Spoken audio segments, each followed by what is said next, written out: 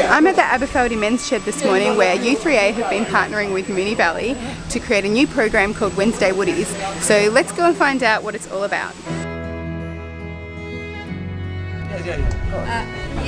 I like to do some handcrafting.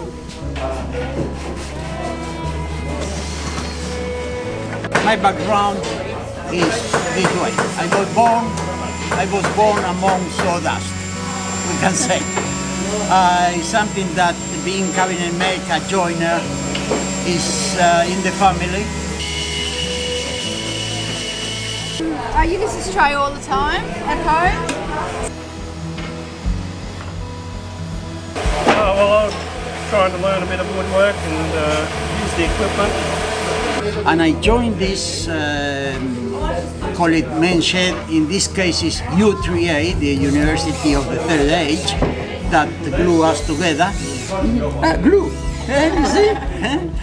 Glue us together here in the probably more or less the same interest to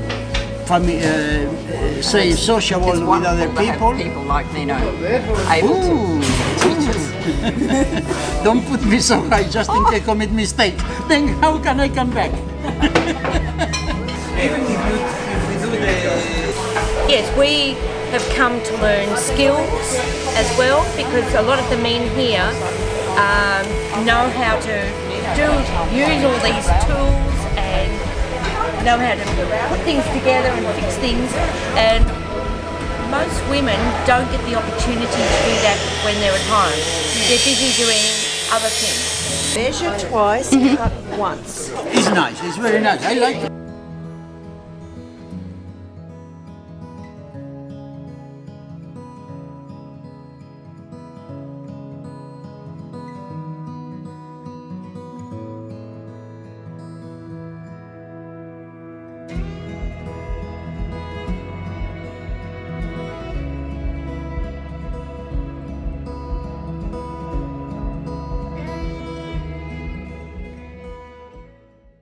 We don't have anyone around, and I was by myself and Oscar. He wouldn't go with others, he wouldn't go and make new friends. He's a bit hesitant.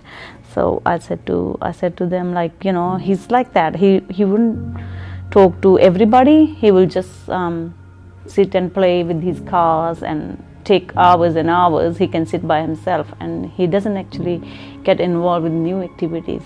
I had discussion with Kat. Sometimes he struggled with routine, and it could be, and sometimes he was very stuck in routine where he just wanted the same thing, and then if something had changed, he didn't cope with that change. And at first, when I had to use Epic, I was kind of like, oh, what is this? All it was any child that I felt needed a little bit of extra support, you'd fill out some forms, do some observation on children, and then you'd get in contact with Kim, who plays a big part of it, and she's been amazing. I oversee the rollout of our early intervention services program. And then she told me, why don't you come on and join the meeting with Jacinta. So I'm here to actually help the educators to work with their family. And then I lead the meeting just as a conduit between everyone in the room, ensuring that the conversation is child-focused. It's a bit of a thing to throw around, you know, that the parent is the expert on their own child. We really want to make that real and tangible for parents and for families. Coming here is looking at the teachers and telling them my difficulties and finding the answers, all the answers. It's like making new friends. It's like the best thing. Jacinta's at the stage of assessing Oscar and talking to Mum about whether he is school ready. The really important thing, it's one of the things that really comes out from it, is that the families are able to identify where their child needs support. They're the only way I feel like, you know, helping me through all this difficult time when I was by myself with Oscar. And I wouldn't, because at that time I didn't have anyone. I know Mum's on her own here with Oscar, and you know, so that just led us to do the best we can for Oscar. All I know is these guys are helping me. They're friends to me. Hi, my name is Meena Rani and I'm Oscar's mum. And what's your name? Who is this? And Oscar. Oscar! Okay, Jenna. I'll do whatever it takes, for Oscar. High five? Yeah. Okay. Thank you, Oscar. Oh, good boy.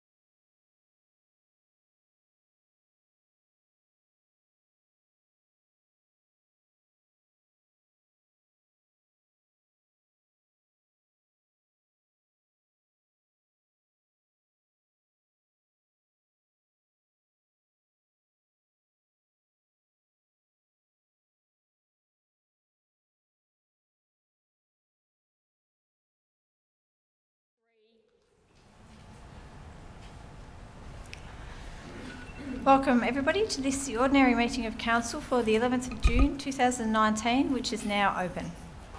A warm welcome to members of the public gallery who have joined us tonight at the Civic Centre, as well as those watching from home via live streaming.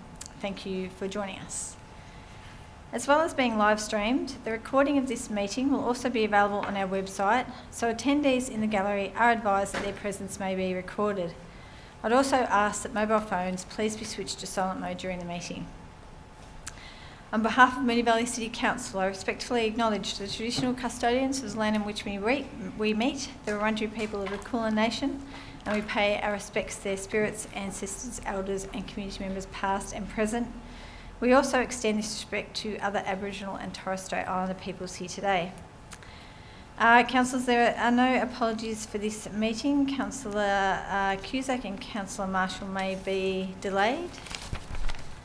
Councillors, can I please have a mover and a seconder that the minutes from the Budget Submission Committee meeting and the ordinary meeting of Council, both held on Tuesday 28th of May 2019, be confirmed? Councillor Lawrence, thank you. Do I have a seconder for that? Councillor Gatchim-Ritchie. Are there any questions in regards to the minutes? No, I'll put that to the vote. All those in favour? That's unanimous. Thank you. Does any councillor have a conflict of interest in any item on the agenda this evening? No? Thank you. Just under presentations, I'd like to acknowledge the recent death of Eugene Hammer, a former councillor and mayor at Moonee Valley City Council. Eugene was former councillor with the City of Essendon 1993 to 1995 and the City of Moonee Valley between 1997 and 2005, and twice held the position of mayor in 1997 to 98 and 2002 to 2003. Eugene was the first mayor elected to the City of Moonee Valley after amalgamations, and one of his first tasks was to reopen the Ascot Vale Library, which had been closed against the wishes of the local community. So on behalf of Council, I'd like to acknowledge Eugene's contribution and service to the community over the many years that he was involved with Council, and extend our sincere condolences to Eugene's family at this time.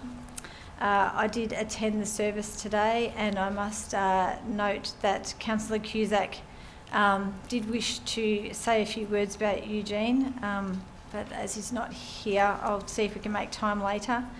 But I'll just note that at this point in time.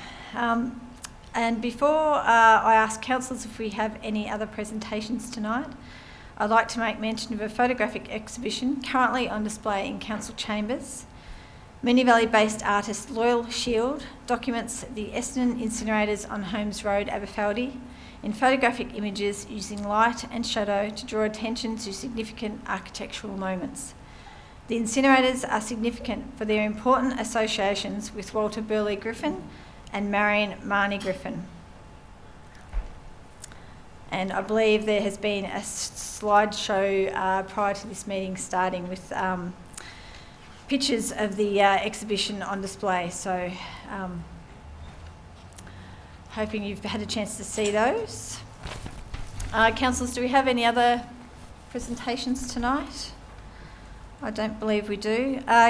Councillor Cusack, I know you've only just walked in, but would you like to just say a few words in regards to Eugene Hammer?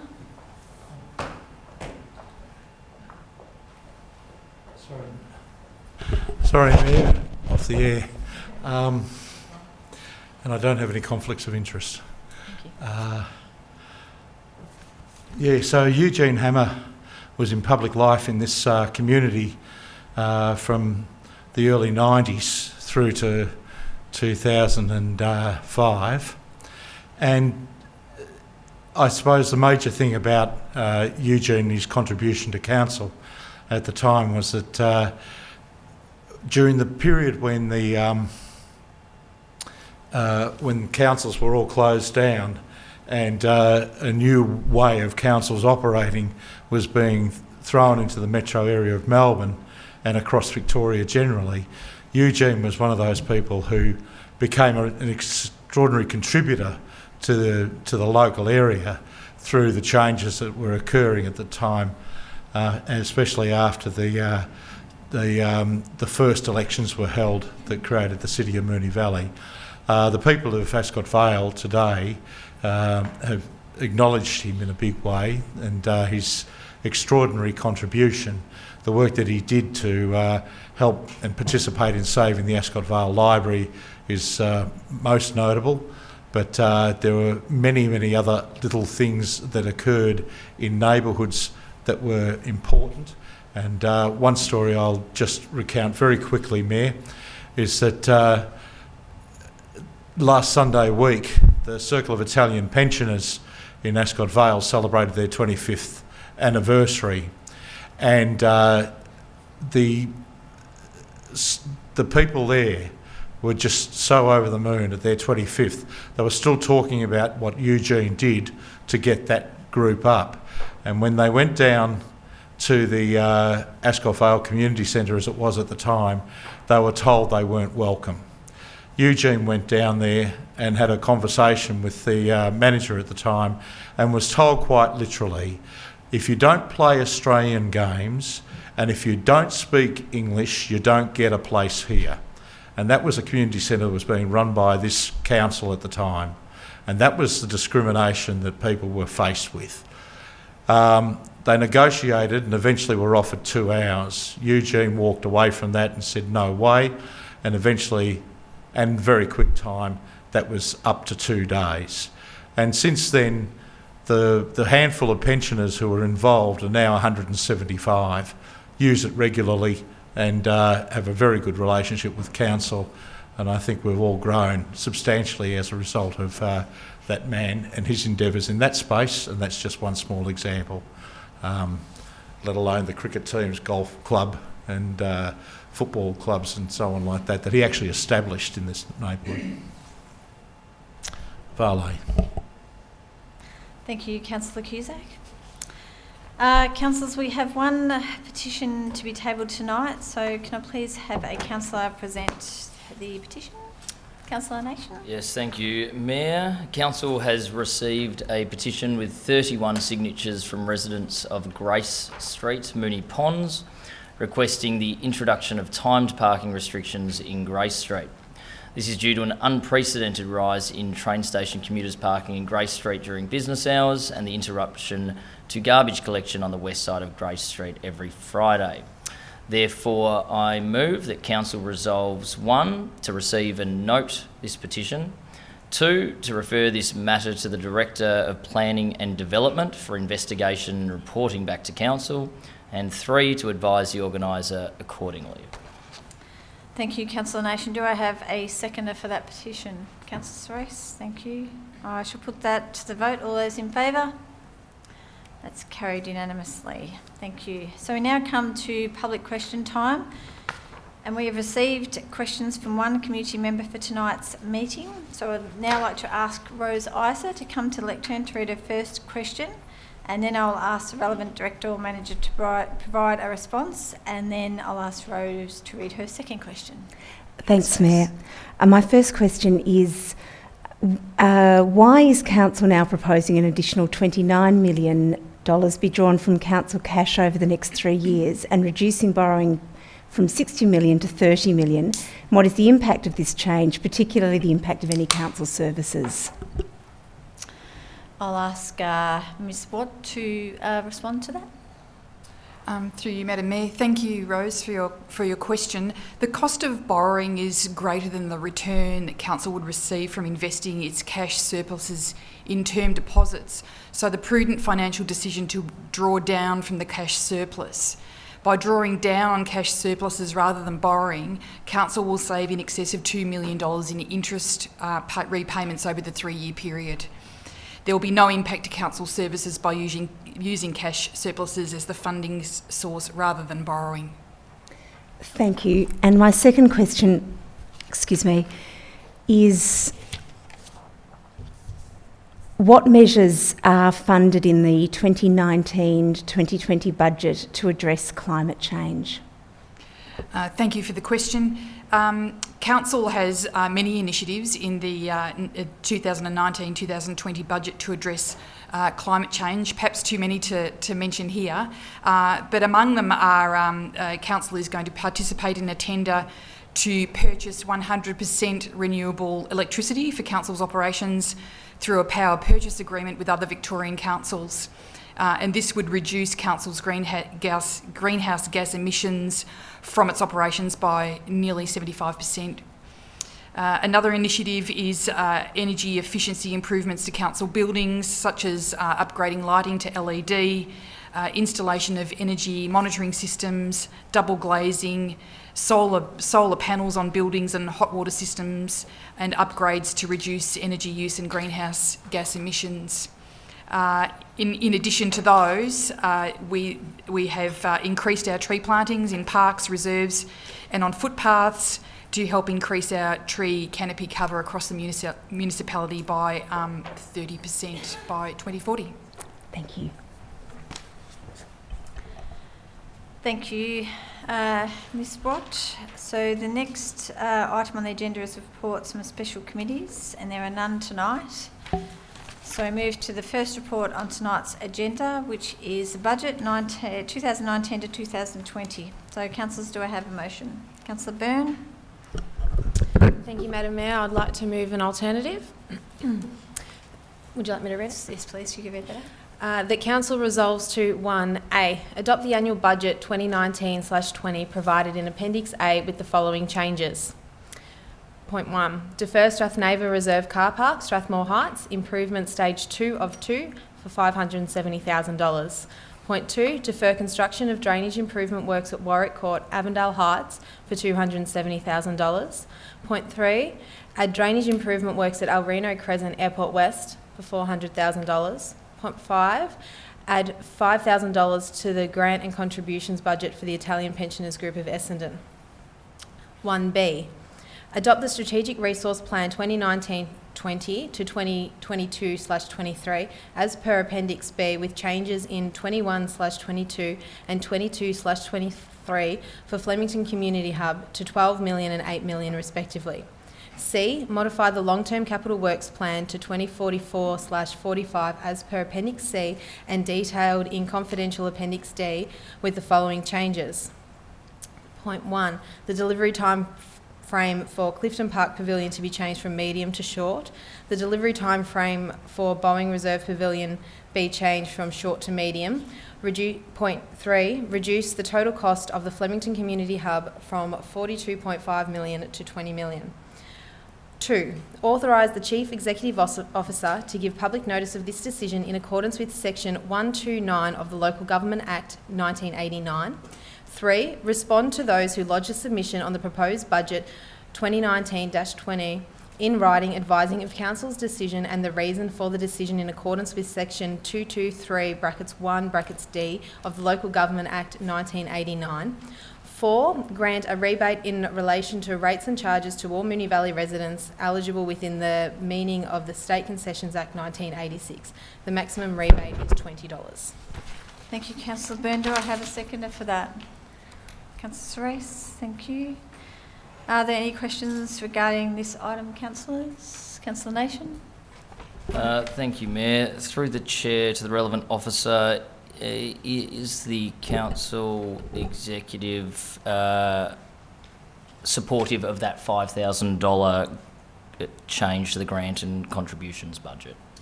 Thank you, councillor. I shall get Ms Keating to respond to that question, please.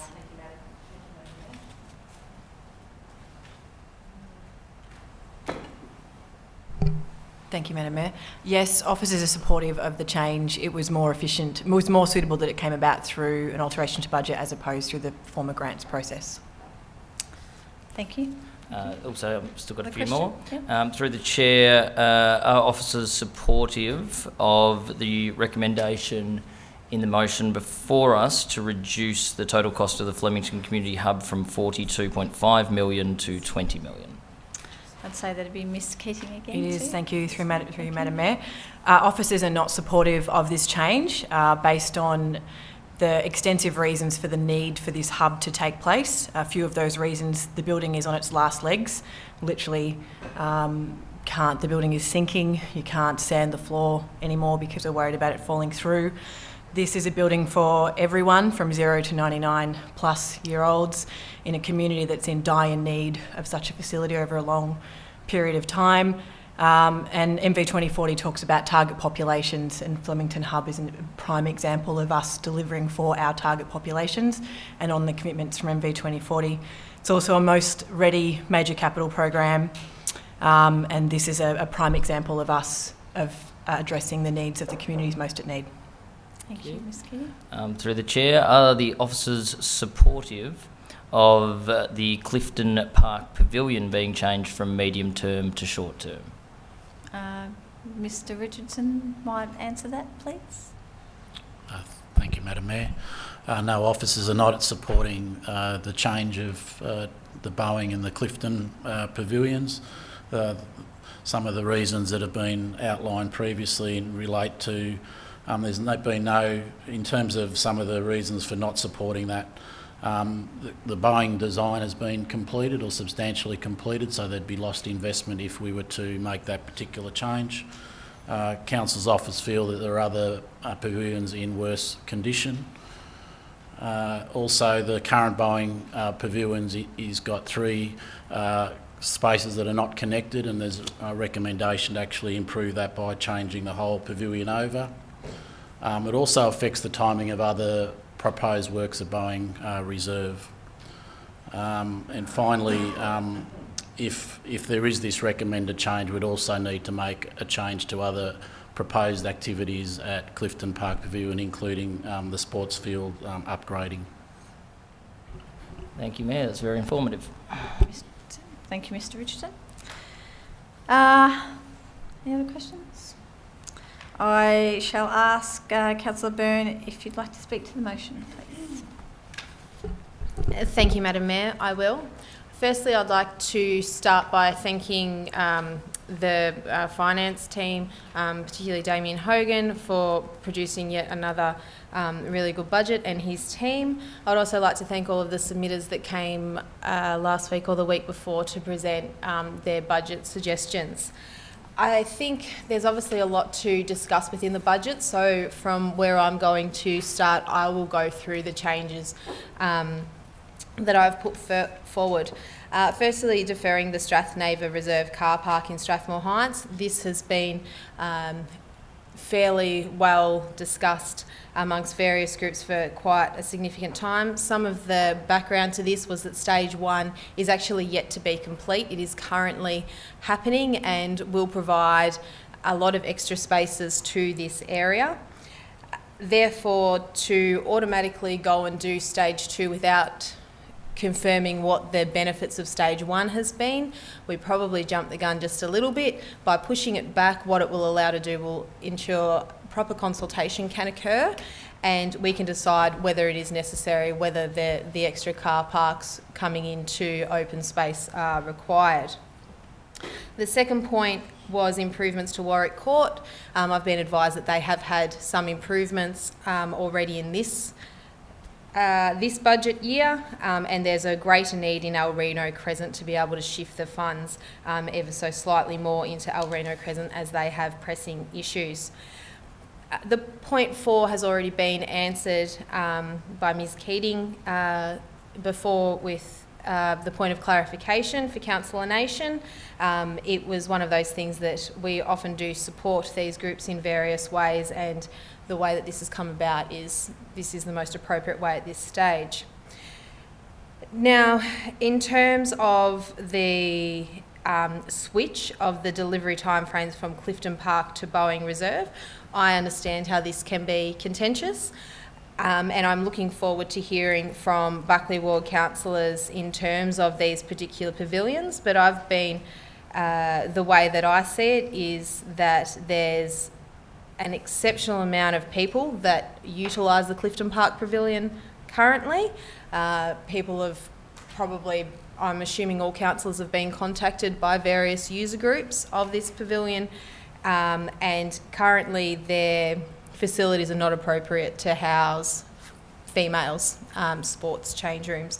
I'm not saying that Boeing Reserve is better. I definitely understand the comments that we received before, but the pressing need for a significantly big club with significantly more users, my understanding is that the need for the community is definitely more highlighted for the Clifton Park Pavilion as opposed to the Boeing Reserve Pavilion.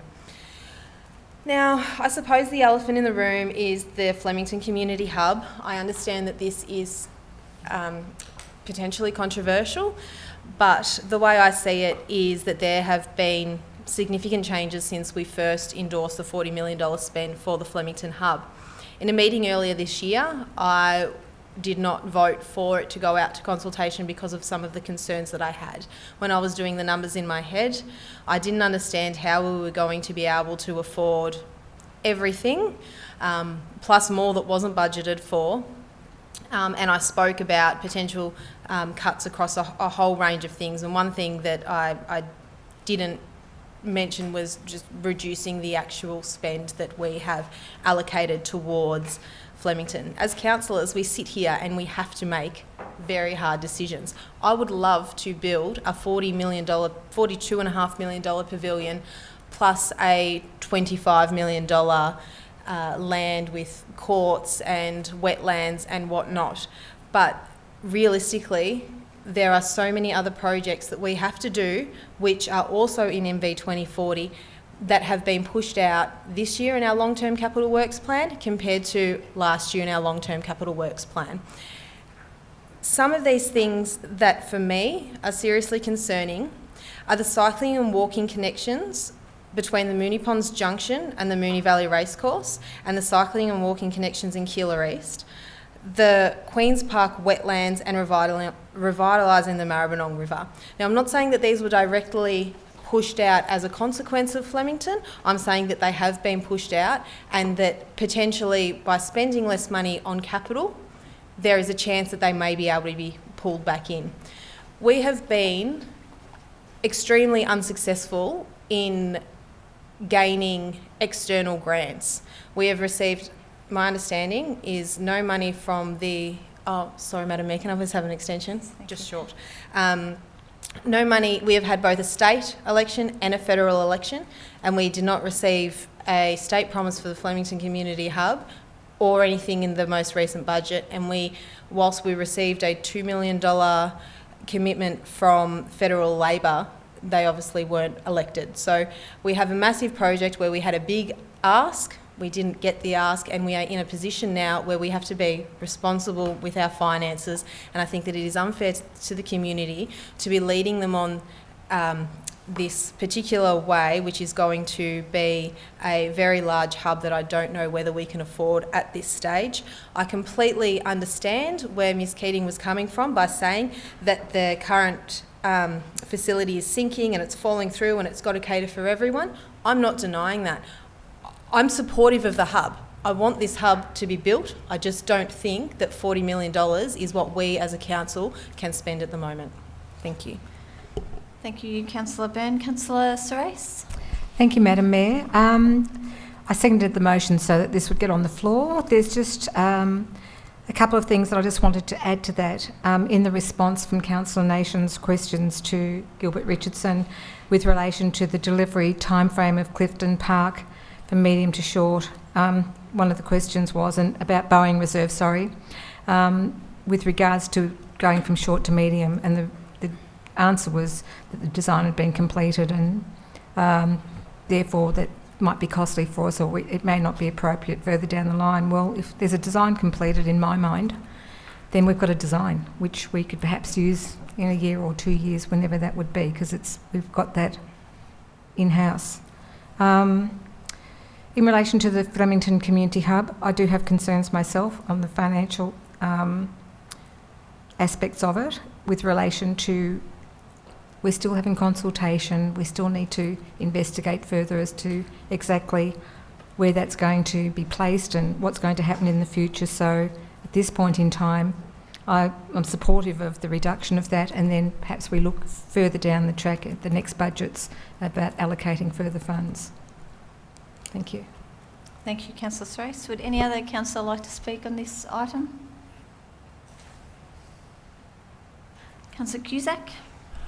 Well, I obviously have to bite. So as far as the motion goes, there's bits and pieces of it that obviously I won't disagree with. The Strathnava Reserve car park is obvious.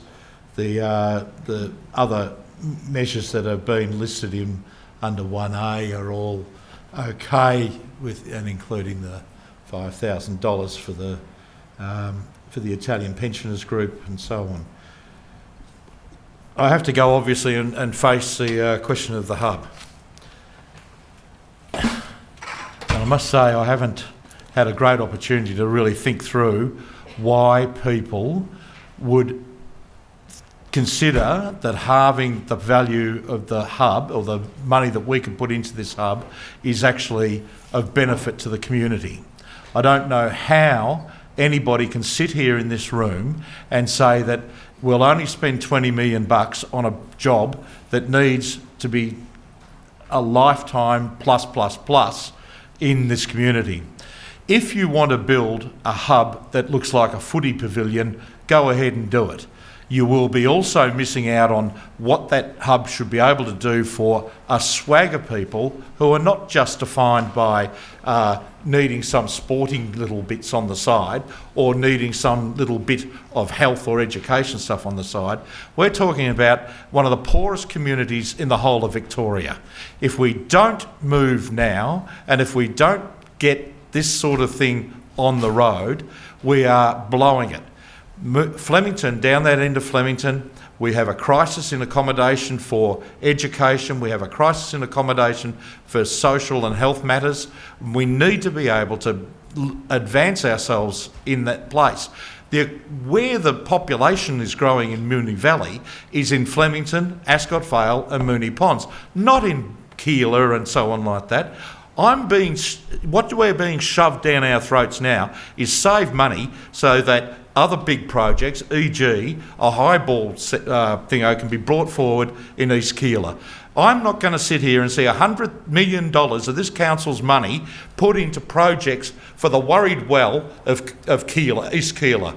I'm sorry, a basketball court will never ever take precedence over the health and well-being of people in this neck of the woods. And I'm sorry that I've wandered off track, and I'll give you notice that I'd move the officer's report that's there as for the foreshadow it. But this attack, absolute attack on the well-being of people in that part of Moonee Ponds, and to say that the money could come later is a joke. We can work hard to get the advocacy going right. We have got a budget structure that has placed this so that it will not blow out, so that we will be always within the scope of what's our 60% borrowings, that we can manage it and we can do that well. And I'm not sure, I can't see where the mileage goes in deferring this so that community down there has to wear the brunt of what other people want to bring forward up in the other parts of the municipality. Do you the want whole an thing extension is right. of time, Councillor Cusack? No? Okay. Any other councillor wish to speak to this item? Councillor Nation? Thank you, Mayor. This is a sad, depressing motion for me. And it's, as Councillor Cusack said, it's that blatant reduction of funding for the Flemington Community Hub from 42.5 million down to 20 million, which is what depresses me about this motion, because you look at the budget and a lot of the capital works that we deliver in the budget are about choice, about giving kids and adults the choice to recreate, to swim in a lovely brand new East Keilor leisure centre, which is probably going to cost, I don't know, $50, $60 million. So those kids, they get a choice to swim there. A highball stadium, which is in the long-term forecasts, again, that gives kids, adults in our municipality the choice. not to drive 10k up the road to Keilor Park, but the choice to play basketball, netball, volleyball, what have you, closer to home. The thing with the Flemington Community Hub is it's not giving residents of the estate a choice to go and do their after-school extracurricular activity. It is giving them somewhere to go, which is an extension of part of their life. Because if you live in the flats, as over 2,000 residents, of our residents that we represent, if you live in the flats, you don't have a backyard. So you need your community centre as a place to play your instrument, learn art, hang out with friends, which isn't out, out in the dark. And we're going to strip back a facility as part of this motion from 42 million to 20 million. And we know when we build pavilions, we build football pavilions for 6 or 7 million for the sole purpose of giving kids the opportunity to get changed and to play sport. We're talking about a community hub, which is going to have so many, I shouldn't premeditate the decision, but was going to have so many facets to enable the most disadvantaged members of our community, if not Melbourne, to give them an opportunity to do more than live in their small little flat on the estate. Give them opportunity, give them a chance. That's what MV 2040 is about, just giving our residents a chance, an opportunity, being fair. F-A-I-R, fair. This motion is not fair. This motion is supporting a budget that will pump $60 million into an aquatic centre. Hey, great for Kids I Coach, great for those more well-off members of our community, but hey, you down on the Flemington estate, because you don't have an active voice, we'll just diminish it to 20 million and, all 2,000 of you can share a room once every 4 months. Did you need an extension, Councillor? Oh, well, this is a fait accompli, obviously, because it's been prepared prior, but just wow. Wow, Councillor Byrne, wow. Any other councillor wish to speak to this? Oh, Councillor Marshall, do you have any conflict of interest in any item on the agenda tonight? No. Thank you. Does any other councillor wish to speak to this item? Councillor Lawrence. Thank you, Madam Mayor. So we have federal budgets, we have state budgets, and now we've got a local government budget. This budget 2019-20 is responsible and it's realistic. Debt for the ratepayer and the residents of the City of Moonee Valley is zero at 2020. Zero at 2020. Surplus of 7.3 million is healthy and sustains the council for those unknown financial road bumps that do crop up. However, my concern and concerns relate to the long-term and short-term as detailed in the Strategic Resources Plan 2022-23 and the Long-Term Capital Works Plan 2044 to 45. The Strategic Resources Plan to 22-23 details that Moonee Valley City Council debt will increase to $30 million by 2023 and repayments of interest will be just shy of $2 million per annum once those borrowings are in place. A significant debt for our ratepayers. And that's only the start of it. Moonee Valley City Council is one of the few Victorian councils at the moment with zero debt levels.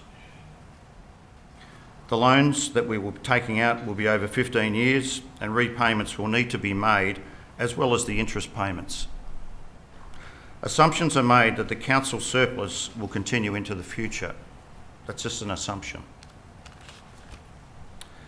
The long-term capital works plan goes all the way out to 2044, which is a very long-term plan, I might add. Again, although specific details regarding dollars borrowed are not available for public disclosure yet, the issue of borrowings and leaving a debt legacy for the future and current ratepayers of Moonee Valley is a concern to me and I would hope my fellow councillors. especially when considering our city's future into 2044. Finally, I thank Mr Damien Hogan from the Council's Finance Department, and we're very fortunate to have a man of his ability and on our council staff for preparing this budget. If I can just briefly refer back to some of the issues, and most of them have been ticked off by other councillors, but I will specifically refer to the Clifton Park and Boeing Reserve short and change from medium to short, and the Boeing Reserve from short to medium. Boeing Reserve recently had a very large baseball stadium built, and of course under our new policies we have the option for the community groups to use these pavilions for community meetings. It's a beautiful new building, it's there in Boeing Reserve, it has an opportunity to be used as a community facility for community groups. And I see that as being an option for the current pavilion replacement up there.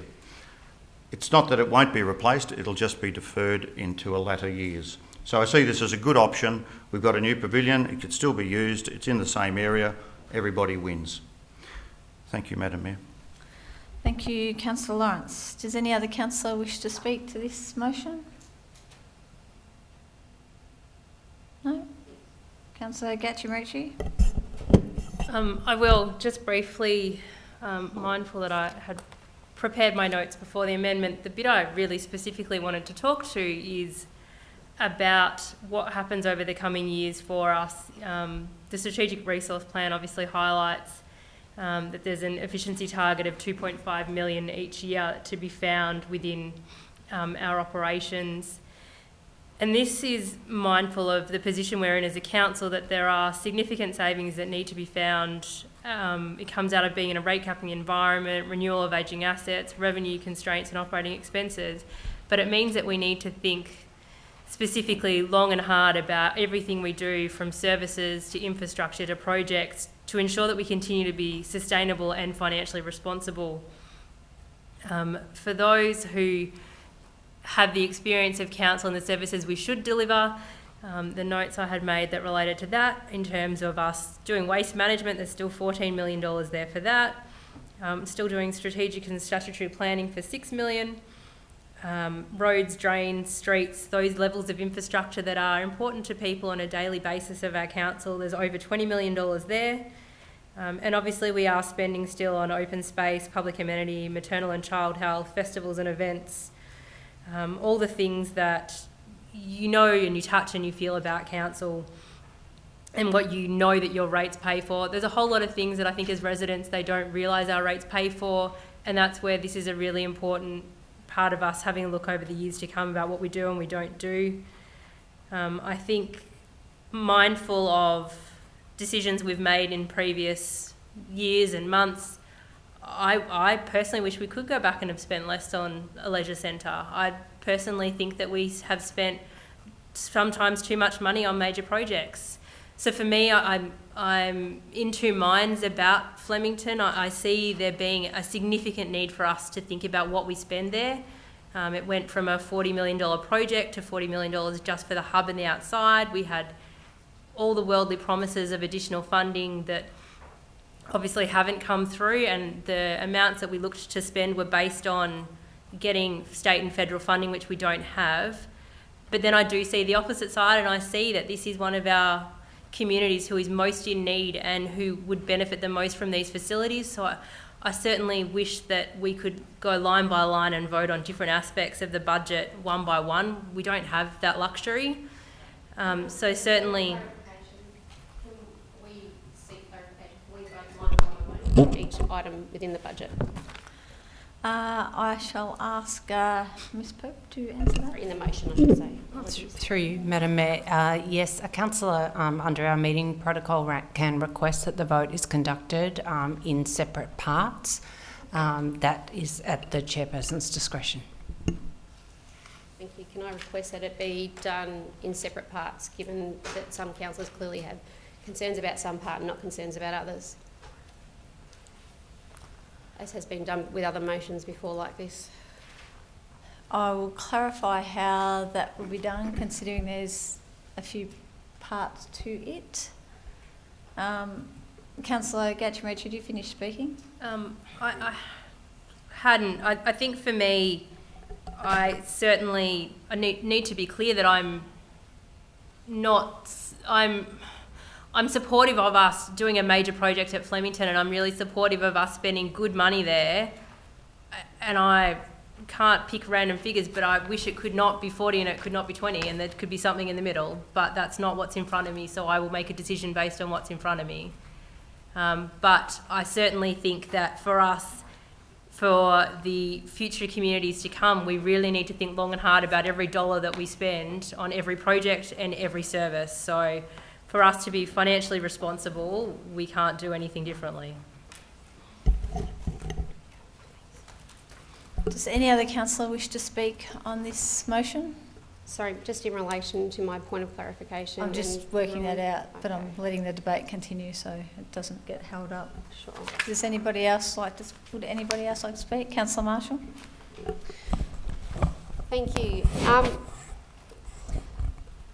This is really one of the most shameful motions that I've seen in my time as a councillor, and I've seen a few, but this really takes the cake.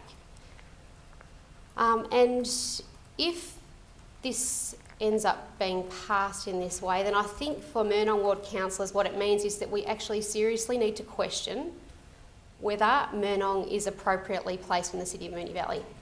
Because what it shows is that Moonee Valley councillors, if again the majority, have little regard for us in the south. They're happy to use us as a cash cow, take the rate space, push the development into our part of the world, and then turn around with something like this. Well, at the same time saying, you know what, we've got a leisure centre that's now, 50, 60 million, whatever it is, and God knows what it'll be by the end. We have multiple pavilions every year that we support in your ward because we know it is the right thing to do. And the fact that councillors would even contemplate this, you know what this lesson is? The lesson is for officers, then don't reveal true costs of things.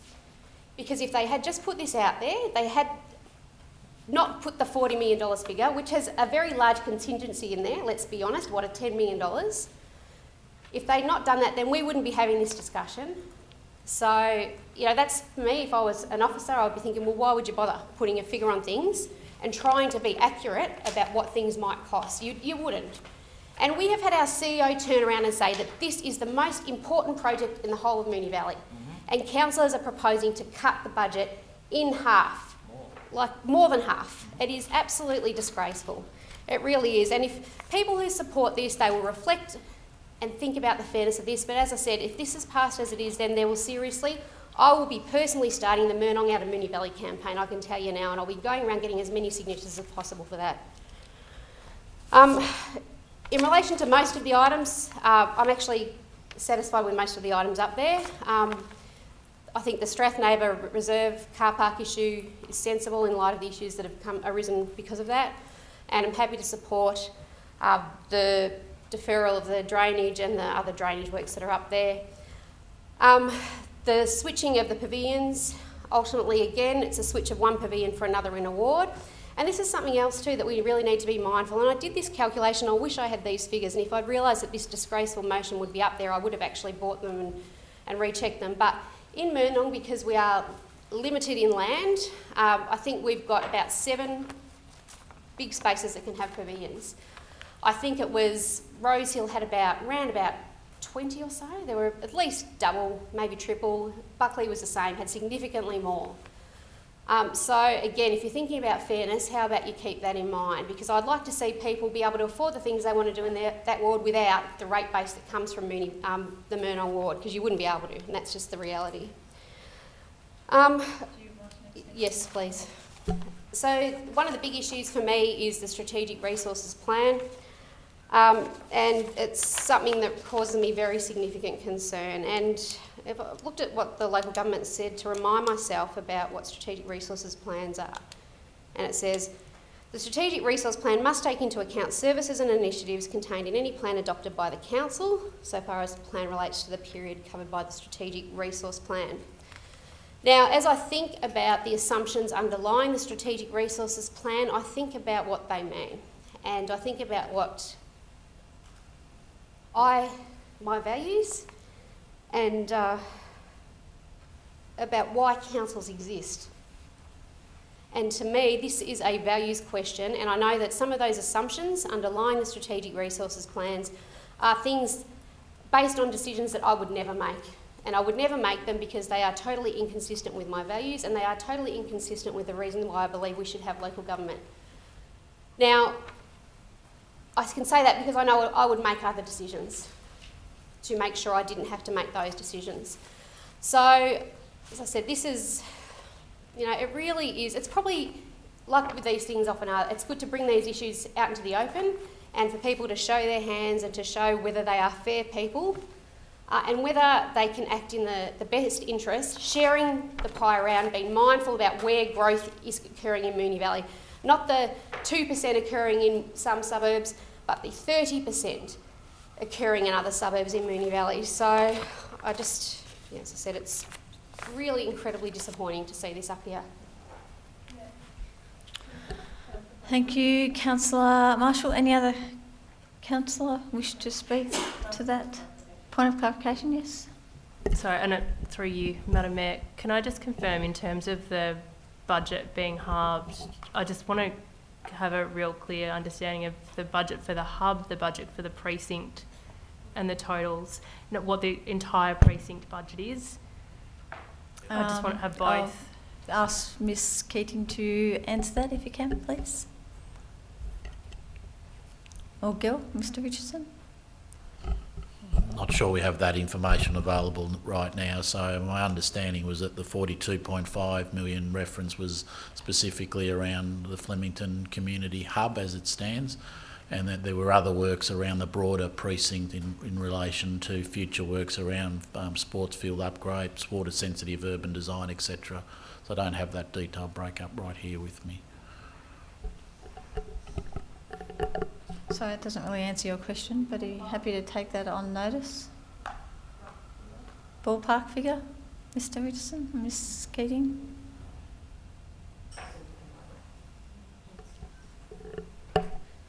Any other councillor wish to speak? I think everyone's spoken. Councillor Byrne, did you wish to close? Thank you, Madam. Just a point of clarification, are we getting that answer prior to the vote? Yes. Now, they're trying to find the answer now. Sorry, in terms of the vote on the actual separate parts, can we have a decision on that so we know what we're doing? Because that might, in terms of the debate and the closure of the debate, that might affect that. Yeah, well, we can move them. If we did it point by point, it would have to be 1A, 1B, 1C, yep. And then 2, 3 and 4. Yep. Mm-hmm. So 6 parts. So if councillors are happy with that, we can do that. And in the meantime, we're waiting for the answer regarding the cost. Madam Mayor, can I just say in Appendix C, the Devnies Park Precinct Development Plan is the long term, which has $5 signs. There's no exact figure, but it's classified long delivery time frame. In point D, you're talking? No. In the report. In Appendix C. Appendix C. Okay. Yeah. Okay. Councillor Byrne, did you wish to... Point of clarification, is that the officer answer? Is Councillor Byrne giving the officer answer? I'm waiting for the answer from Jessie. She's obviously vacated the chair to go and see what she can find regarding figures. So I request we adjourn the meeting rather than if we need the answer. Well, we can adjourn the meeting. I'd need a mover and a seconder to adjourn the meeting for 5 minutes. Second. Sorry, there's a motion on the floor. I didn't take a mover and a seconder. Yes, you did. You looked at me. Yeah, I didn't. Jessie's walking in at the exact same time, Councillor Marshall. Sorry, Madam Mayor. So the figures that we've got is that at this point it's looking like that 42 would be for the building and then the landscaping and the works around the building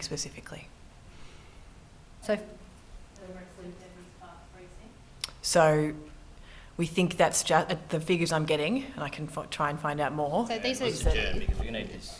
Okay, so councillors are after more concrete figures.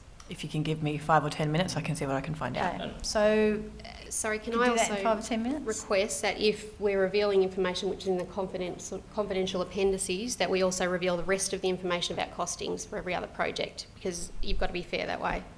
We can't just pick out one project and reveal information which was meant to be kept confidential. Well, if that's what's happening, I'm not sure. I'm just. Can we, councillors happy to adjourn for 5 minutes? Can I have a motion? Yeah, point of clarification? Yes. For clarification, when that figure comes to us that Ms. Keating is looking for, can we get that broken down into the projects that it is? Because it's not just, it's for the whole precinct. So it's got to relate to the precinct and what plans the council has in terms of other things that are going there. For example, the chain of ponds.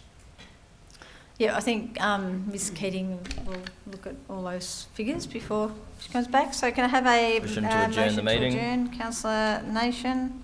Do I have a seconder to adjourn the meeting? Councillor Sypek. Put that to the vote. You carried unanimously. Meeting is adjourned for 5 minutes. Back at 19:27.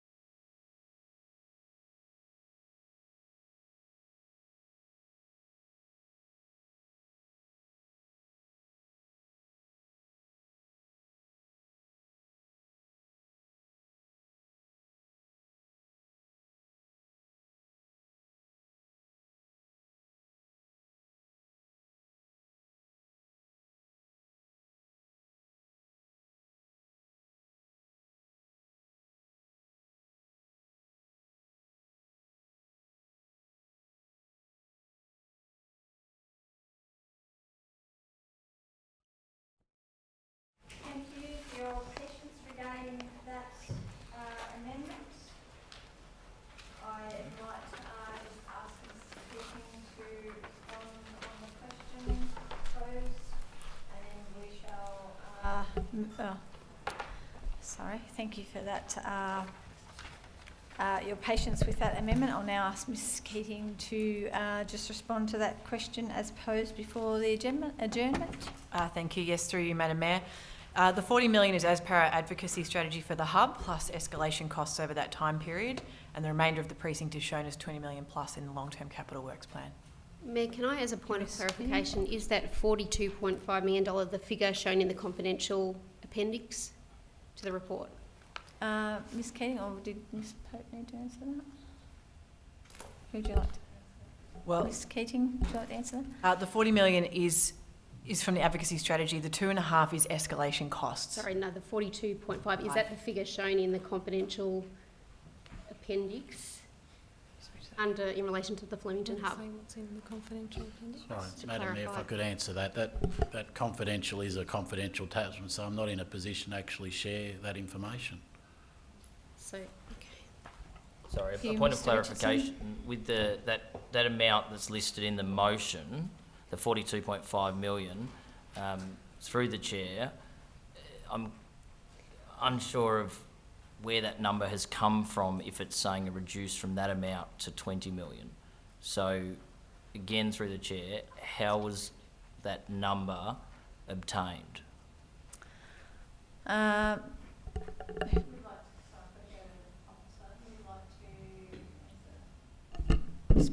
Through you, Madam Mayor, the proposed motion on the screen was obviously developed by Councillor Byrne possibly in liaison with other councillors, having regard to the information provided supporting the budget.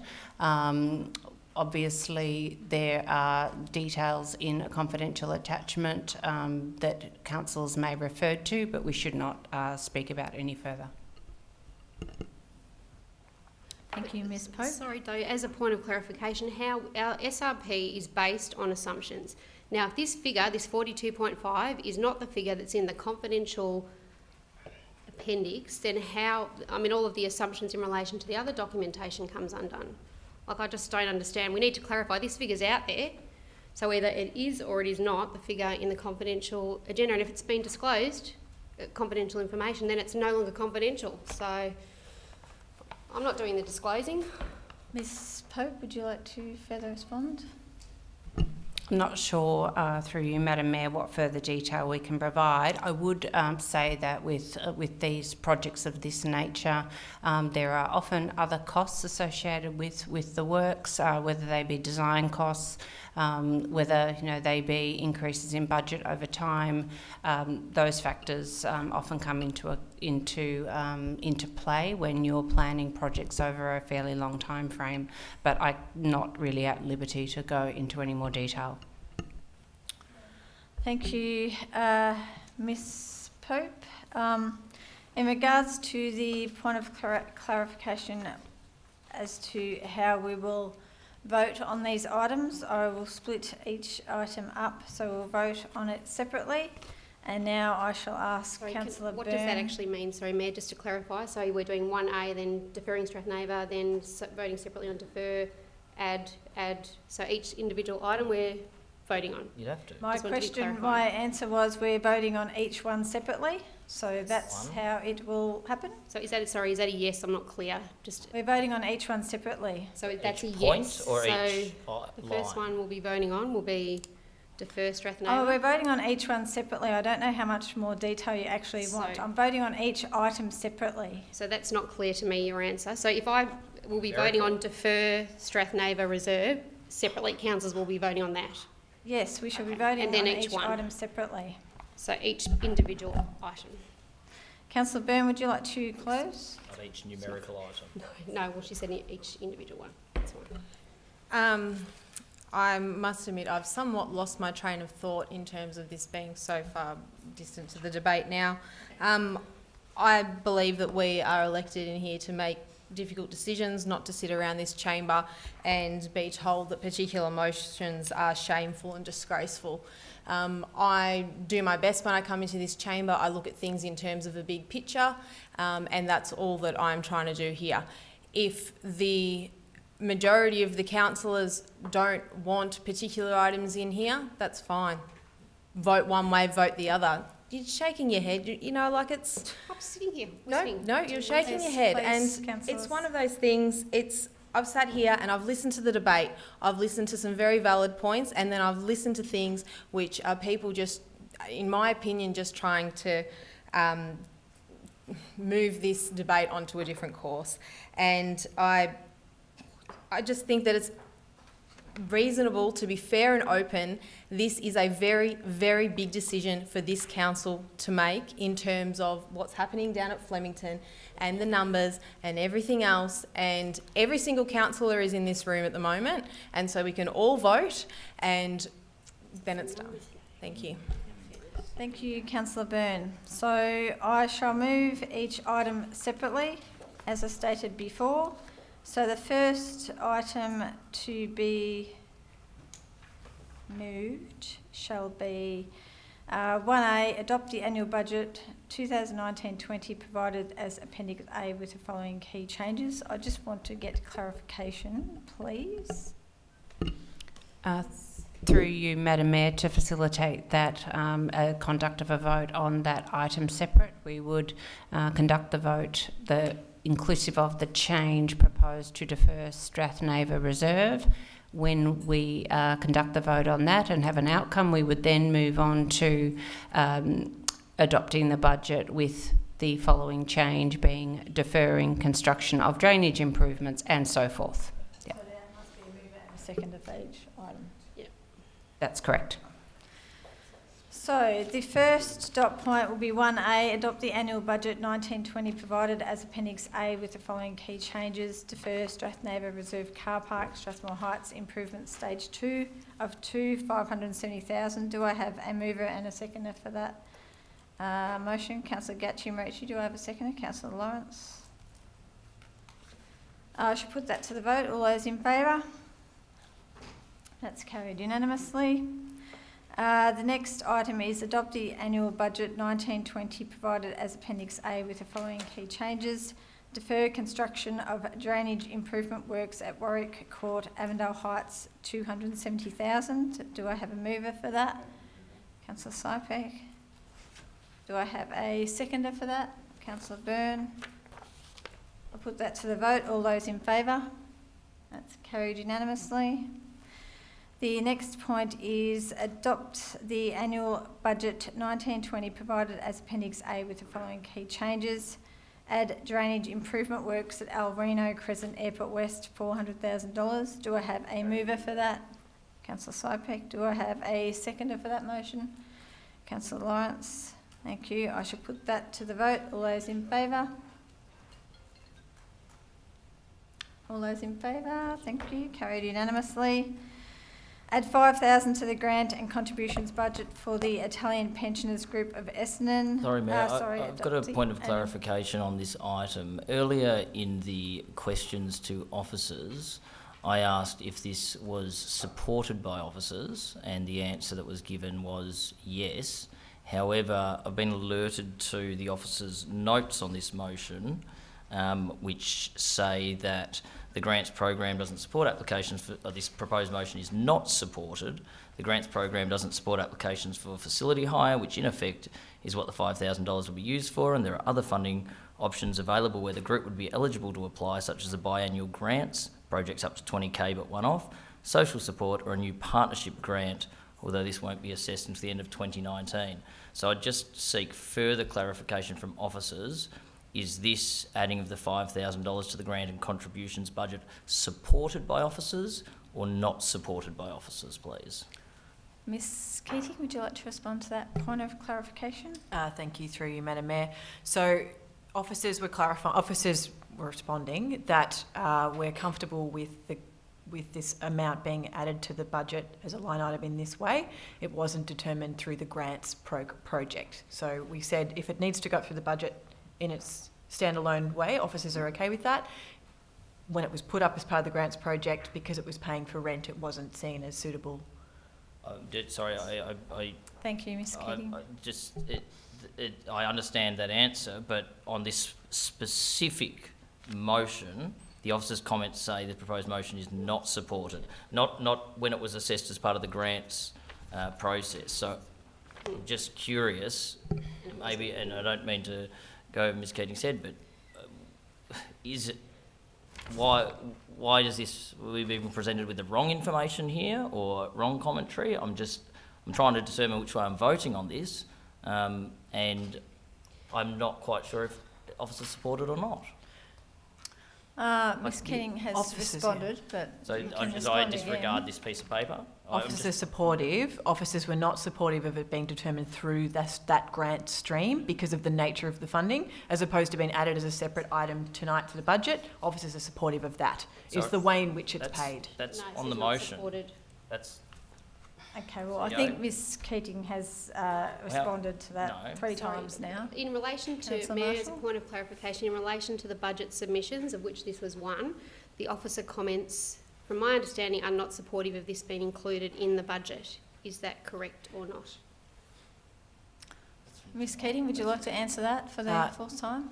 Through you, Madam Mayor, it was not supportive as an aspect of the grants program. As a separate line item in the budget, officers are supportive of that as an approach. So, sorry, on what basis, given that we have no other facility hire We can't paid for? debate with No, officers on I that, want to be Councillor clear Marshall. because, again, That- I'm not debating, I'm just asking on what's Maybe the supply basis that- of the advice. supply that to the CEO, Because we don't please. want people to... So we just understand that's on tonight's motion. That's Because we just need to have the correct Councillor, Ms Keating, would you like to respond? Madam Mayor, other than saying that through that round of grants funding, we did not believe that applying for the rent payment was suitable, but as a standing item separate, put up as a motion through councillors, not as part of the grants project, it's a legitimate project to be funded. Thank you, Ms Keating. Okay, so I'll move adopt the annual budget 1920 provided as Appendix A with the following key changes. Add 5,000 to the grant and contributions budget for the Italian Pensioners Group of Essendon. Do I have a mover and a seconder? Not to move through the grants. Thank you. I shall put that to the vote. All those in favour? Sorry, I'm totally confused. Councillor Surace, Councillor Sypek, Councillor Sharp, Councillor Byrne, Councillor Cusack, Councillor Gatchmich, Councillor Lawrence. All those against? Incorrect information. Councillor Marshall. Can't vote on something. Councillor Nation. what Ms Pope's saying is not what Ms Keating's saying. I can't. Inconsistent information. There's no ability to abstain, so I'd request that you vote yes or no, please. Want me to walk out of the room, Councillor Sharp? I'm just following the meeting procedures, Councillor Nation. So it's either a yes or no. If I'm not in the room, I'm not voting. You should have voted. He was in the Well, room. no. Okay, that motion is Well, carried. it's not incorrect information. Motion is carried. So the next item is 1B, adopt the Strategic Resource Plan 1920 to 22-23 as per Appendix B with changes in 21-22 and 22-23 for Flemington Community Hub to 12 million and 8 million respectively. Do I have a mover and a seconder for that motion? Do I have a mover? Councillor Byrne? Do I? Can I just confirm that I am allowed to move it, considering I moved the first full motion? No. We can triple check that. Through you, Madam Mayor, there's no concern. The only limitation I think you might be referring to in the protocol is the moving of an amendment. What we're actually talking about here is the motion you have on the screen, and we're only conducting the vote in separate parts, not the debate. So that motion is moved by Councillor Byrne. Do I have a seconder for that motion? Councillor Surace. I shall put that to the vote. All those in favour? That's Councillor Surace, Councillor Sypek, Councillor Sharp, Councillor Byrne, Councillor Lawrence. All those against? Councillor Nation, Councillor Marshall, Councillor Cusack, Councillor Gattimarici. That is carried. The next item is modify the long-term capital works plan 2044 to 45 as per Appendix C and detailed in confidential Appendix D with the following changes. The delivery timeframe for Clifton Park Pavilion be changed from medium to short. The delivery timeframe for Borrowing Reserve Pavilion be changed from short to medium. Reduce the total cost of the Flemington Community Hub from $42.5 million to $20 million. Do I have a mover for that motion? Actually, apologies, I'm supposed to be doing this completely separately. So go back, sorry, excuse me. Modify the long-term capital works plan to 2044-45 as per Appendix C and detailed in confidential Appendix D with the following changes. The delivery time frame for Clifton Park Pavilion be changed from medium to short. Do I have a mover and a seconder for that motion? Councillor Gachi-Marici moved. Do I have a seconder? Councillor Surace. I'll put that to the vote. All those in favour?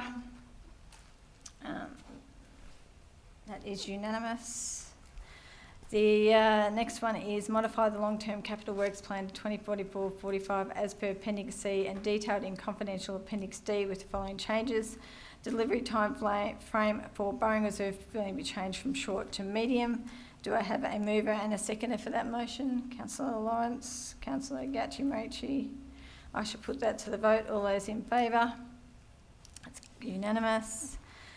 The next one is modify the long-term capital works plan to 2044-45 as per Appendix C and detailed in confidential Appendix D with the following changes. Reduce the total cost of Flemington Community Hub from $42.5 million to $20 million. Do I have a mover and a seconder for that motion? Councillor Byrne, do I have a seconder for that motion? Councillor Gachi-Marici. I'll put that to the vote. All those in favour? That is Councillor Surace, Councillor Sypek, Councillor Sharp, Councillor Byrne, Councillor Gachi-Marici, Councillor Lawrence. All those against? Councillor Nation, Councillor Marshall, Councillor Cusack. That motion is carried. The next item is authorise the Chief Executive Officer to give public notice of this decision in accordance with Section 129 of Local Government Act 1989. Do I have a mover and a seconder for that point? Councillor Sypek. Seconder, Councillor Surace. I'll put that to the vote. All those in favour? That's unanimous. Pardon?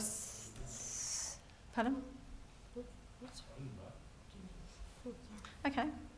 I shall call for it again. Mover and a seconder is Councillor Sypek, Councillor Surace. All those for? Councillor Surace.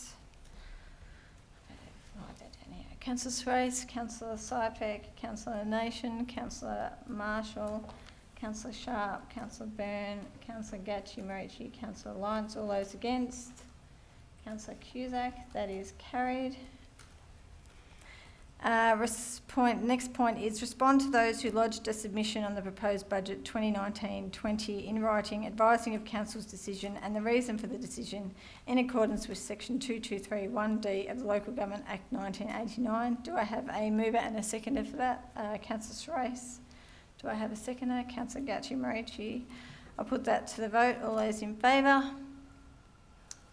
That's unanimous. Thank you. And last point, grant a rebate in relation to rates and charges to all Moonee Valley residents eligible within the meaning of the State Concessions Act 1986. The maximum rebate is $20. Do I have a mover and a seconder? Councillor Sypek. Do I have a seconder for that motion? Councillor Gachi-Marici. I'll put that to the vote. All those in favour? That is carried unanimously.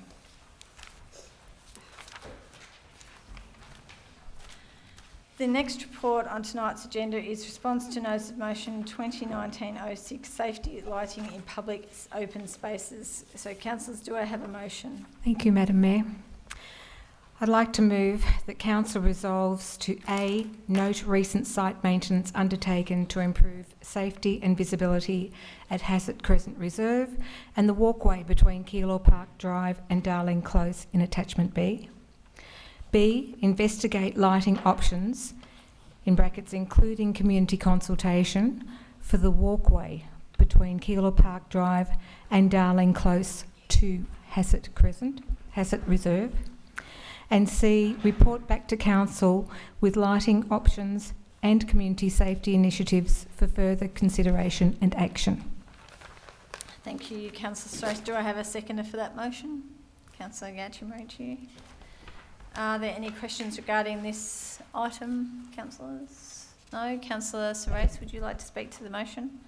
Thank you, Madam Mayor. This report was raised from the residents' request for lighting in Hassett Crescent Reserve following concerns about the nighttime safety of young women using the pathway that runs in a north-south direction through Hassett Crescent Reserve to access the Route 903 bus service on Keilor Park Drive.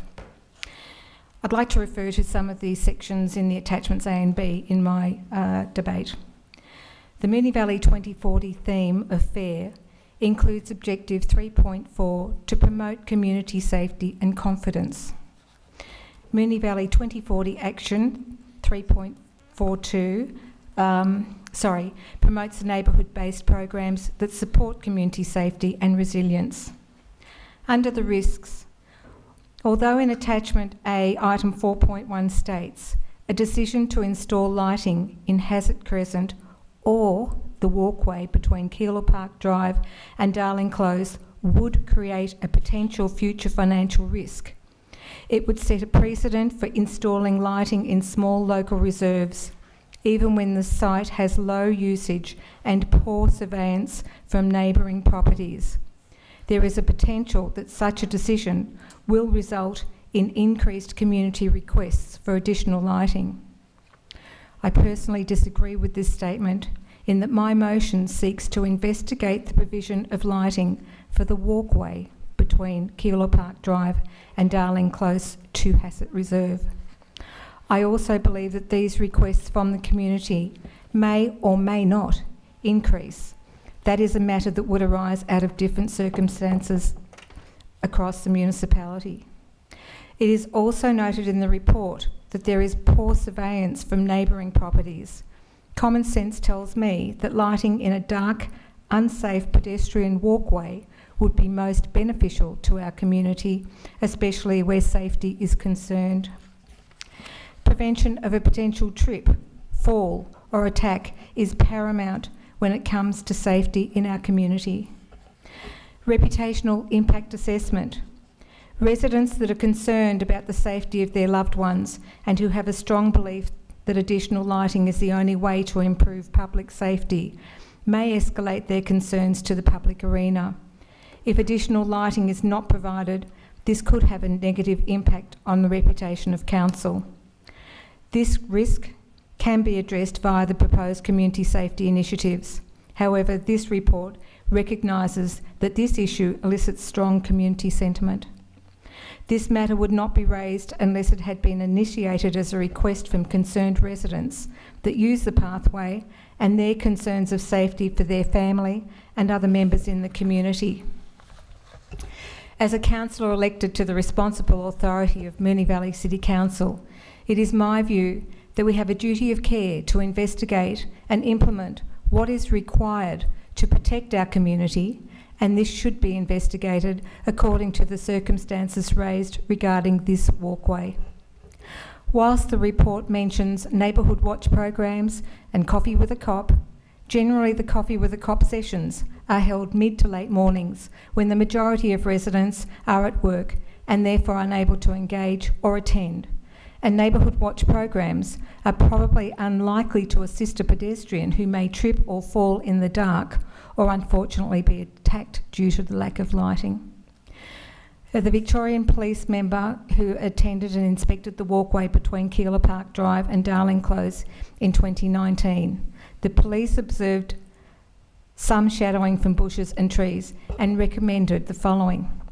Cutting back trees will let more of the street lighting in from Keilor Park Drive, which would provide sufficient lighting.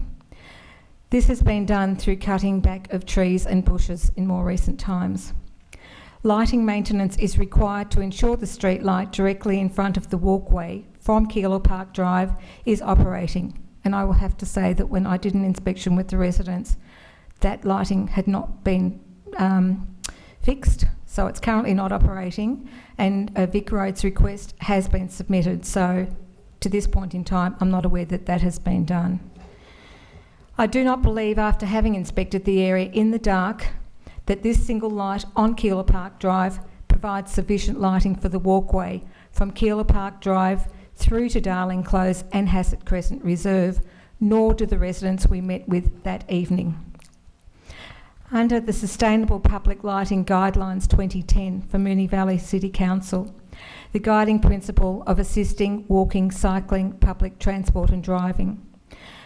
Further information says appropriate lighting will allow for higher visibility and encourage people in Moonee Valley to walk, cycle, take public transport and, if necessary, drive.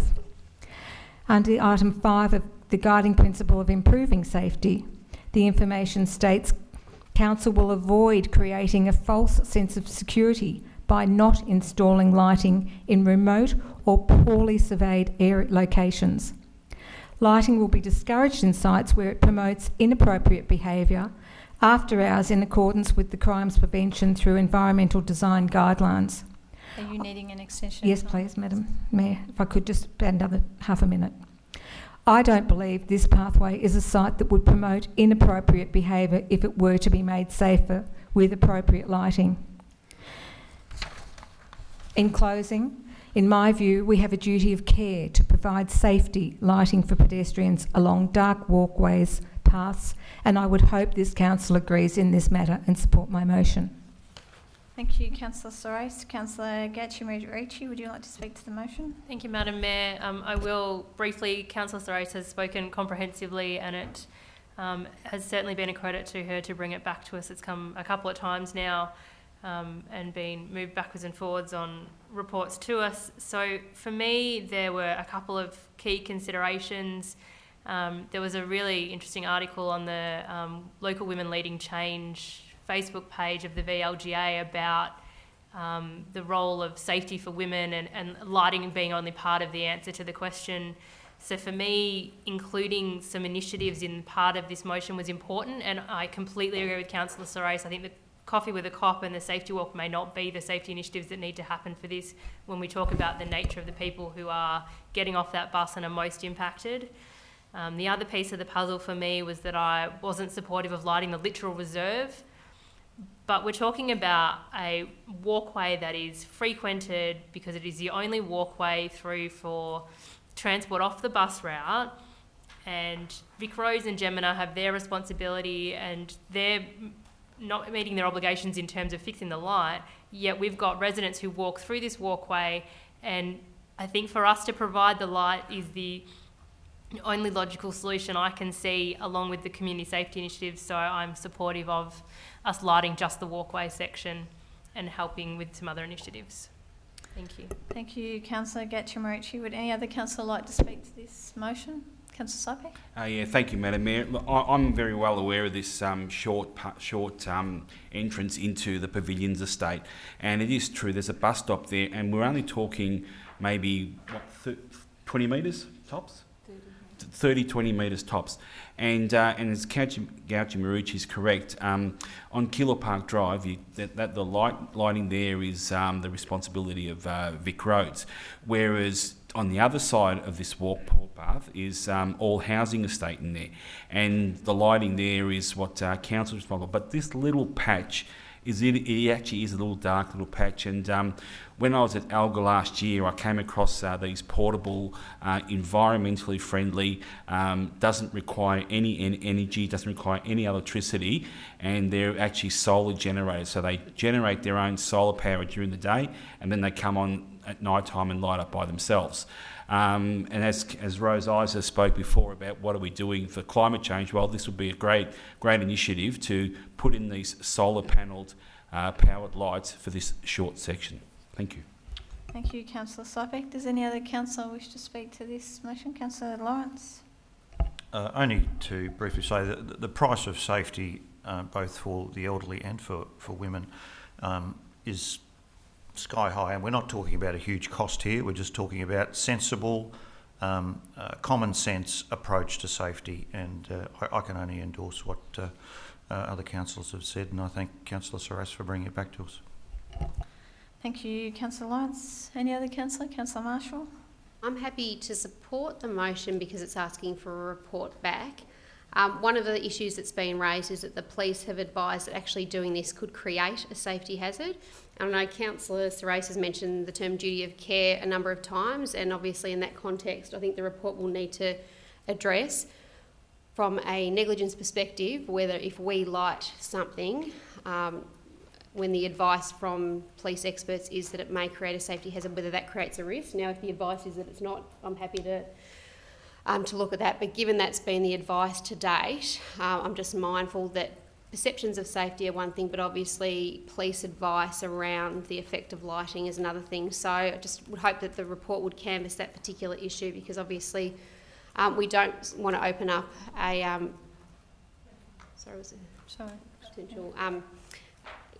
potential issue in relation to a negligence claim from a person who was harmed. That's a good Thank point you, of clarification. Councillor. Point of clarification? Just my understanding of the safety response from the police was that was with a part of the previous conversation was when they thought we were only looking at lighting the reserve, not the walkway, and that's what the police response was, if that can be confirmed. Would that be you, Miss Keating?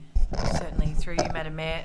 No, Victoria Police were very clear that any additional lighting in the area could potentially introduce additional safety issues.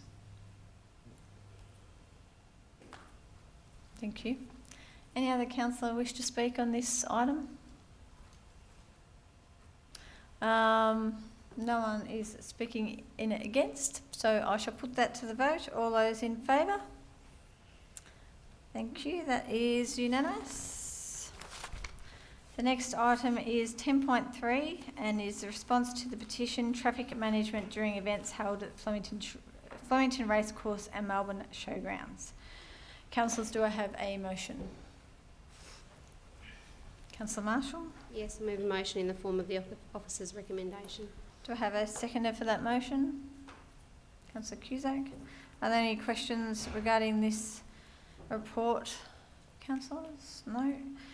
Councillor Marshall, would you like to speak to the item? Look, only to say that obviously these issues have been long-standing.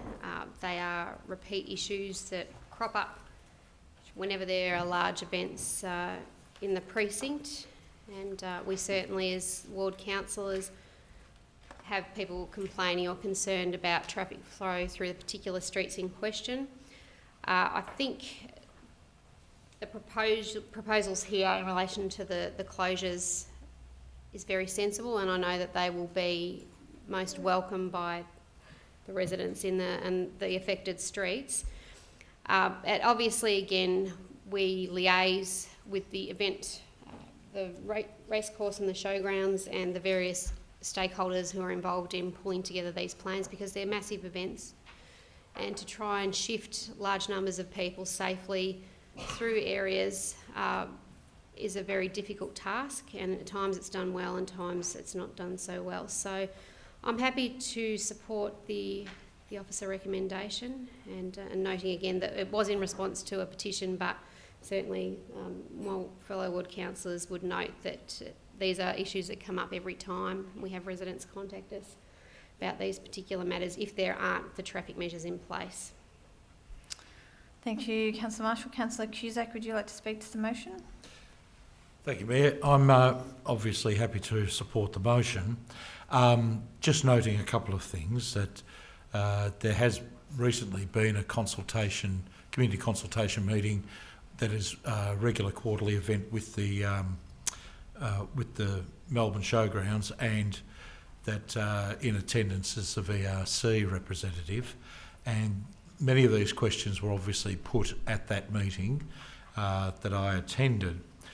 The benefit of this motion is that this will actually give council and residents the comfort of actually having written down what they are doing, how they're going to go about it, and to also for them to understand quite specifically what we believe their obligations must be in the future, especially with the larger events.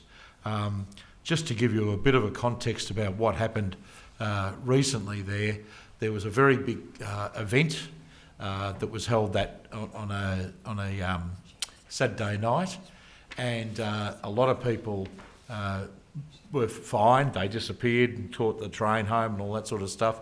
However, residents in Duncan and Wisewood streets were basically held to ransom that night. There was no policing of that street. There was no blockages. There was no barriers put in place. Sorry, and we had antisocial behaviour happening most of the night. Now there was issues, and I take it on board that there were issues with the police that night. There had been a breakdown in communication and so on like that. The problem is that a breakdown in communication can happen again in the future. This is us saying what we need and getting that a baseline put in there, and to remove that uncertainty that has happened over previous years. The other thing that happened that same night was that at 7 o'clock the next morning, there was a fund run to raise money for, I think, multiple sclerosis. Now, no one would say knock that. However, without thinking, the people who set up the multiple sclerosis stuff had field announcements going for quite some hours at 7 o'clock in the morning saying, you know, can you get over to this point? Your race is going to start. Can you go here and do all that sort of stuff?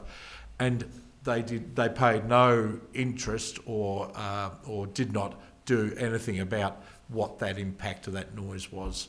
So we had people in those streets who were heavily impacted till 1 a.m. in the morning, and then the very next morning, a little bit later on, within 6 hours are up again because of that extra noise. So we need to again get this sorted and put on, and our expectations put very clearly to them, and get their understanding of how they can manage this better. Although I must say it's in vast improvement from the days of yore when we had things like the big day out, etc. Thank you, Councillor Cusack. Any other councillor wish to speak to this item? Councillor Nation? Thank you, Mayor. I'll just briefly concur with my fellow ward councillors and note that one of the really important things in this recommendation is noting it's not just about the quantity of people that attend the event, but the type of event. So as we read in the report, that Paradigm Dance Festival had less than 10,000 people attending, but that's an event that's more likely to get the after-event nuisances and disturbances than, say, an expo or something of that sort. So by ensuring through that first point A, that all music festivals at Flemington Racecourse have traffic measures put in place is really important, because there may be events with 5,000 or 7,500 that finish at late hours, and participants have indulged in some recreational pursuits, which then make them a little bit more annoyance, or give a little bit more annoyance to residents. And then point B, I think, is probably something that we do need to monitor.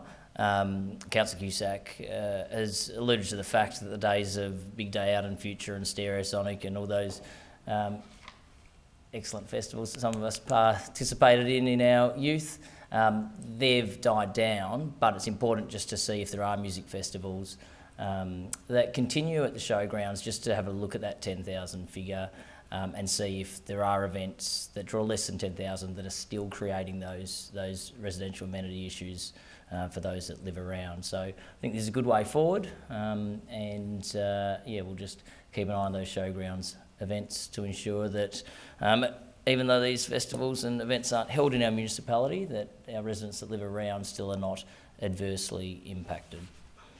Thank you, Councillor Nation. Any other councillor? I'll put that to the vote. All those in favour? That's unanimous. Thank you. The next report is the 2018-19 Capital Works Program update. Councillors, do I have a motion, please? Councillor Sypek? Yep. Do I have a seconder for that, please? Councillor Surace. Councillor Sypek, would you like any questions first, councillors? No. Councillor Sypek, would you like to speak to the motion?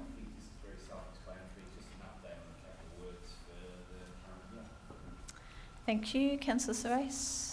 Yeah, just to reiterate what the report says, is just a couple of minor changes that need to be made in relation to the parking monitoring and infringement management system implementation, the Doncaster Street, Stanford Street road safety works, and the mobile bin renewals, and the figures are there in the report. Thank you, Councillor Surace. Any other councillor wish to speak to this item? I'll put that to the vote. All those in favour? It's unanimous. Thank you. The next item is notices of motion, and we have one notice of motion tonight, so I'd like to call on Councillor Marshall to present her notice of motion.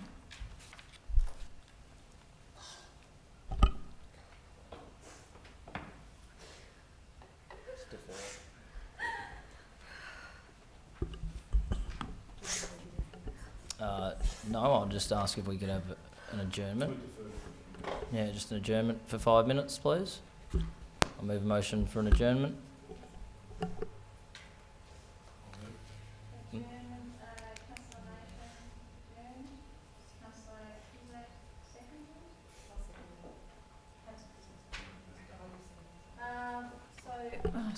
Councillor Nation moved, Councillor Cusack seconded, so... We've got 5 minutes. We'll just have adjournment. Oh. Yeah, we'll adjourn 5 minutes. Yep. Adjourning 5 minutes. 5 That's minutes. the motion on the floor. All those, put that to the vote. That's carried unanimously for 5 minutes, so we're back at 20:25.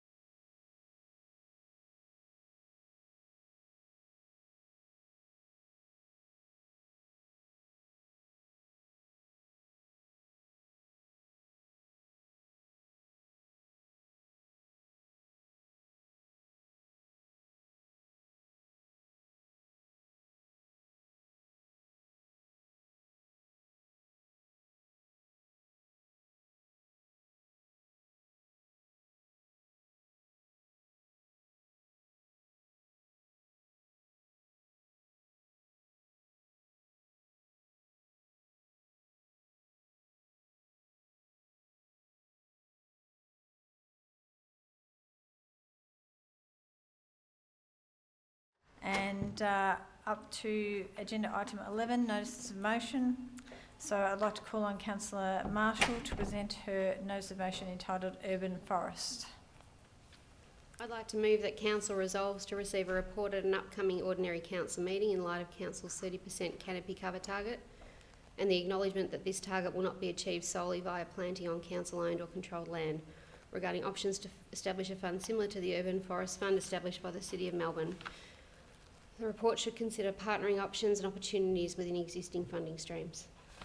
Thank you. Do I have a seconder for that motion? Councillor Sypek, thank you. Councillor Marshall, would you like to speak to your motion?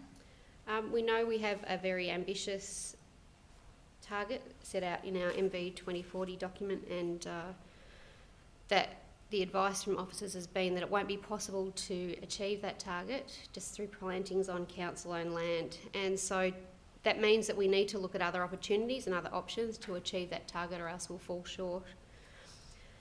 We are looking at a range of things. Obviously, one of the levers we've potentially got is a planning scheme amendment to require people to plant when they're doing developments where there's a planning permit triggered. And again, that's one option. It takes time. I note Councillor Sypek had a motion, notice of motion a little while ago in relation to plantings on land owned by the Department of Education. And again, we need to look at options like that where we have large landowners in our municipality. But for me, we need to explore a range of options, and we incentivise people to do good things and do the right thing through our grant streams and a range of other mechanisms. And when you look at the City of Melbourne Fund that was established, that provides scope, I think that's me in stereo, that provides people with, that's right, with the option to apply for funding for a range of things. And tree planting was one of them. There were funding for green walls, a whole range of potential mechanisms that would improve the greenery overall and have a significant beneficial effect. So this is simply asking for a report to look at the options that we have. I know we've got our green funding stream within the grants process, the biannual grants, and I think it's probably fair to say at times we perhaps struggle to get projects that might fit the criteria.